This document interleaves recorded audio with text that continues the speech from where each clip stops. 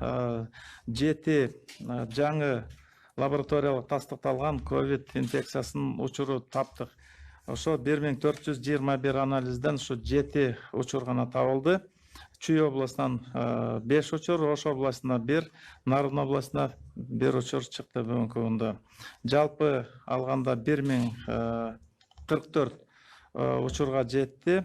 Анын ичинде Жалал Абад областына 147, Ош областына 181, Ош шаарында 113, Чүй областында 92, жана Соль-Илецк шаарынан келген обсервацияда турган биздин жарандардын арасынан 56-сы чыкты. Бишкек шаарынан 282 учур, Баткен областына 24, Нарын областына 137, Ысык Көл областында 12.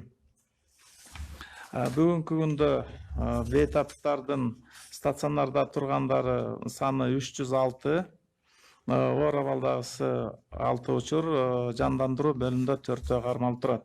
Орточо оор абалда тургандары 70 болуп атат. Канааттандыралык калыбында турганы 230, чыгарылганы 726, каза болгондор 12 боюнча туруп атат. Лабораториялык тастыктоо иштери жүрүп жатат.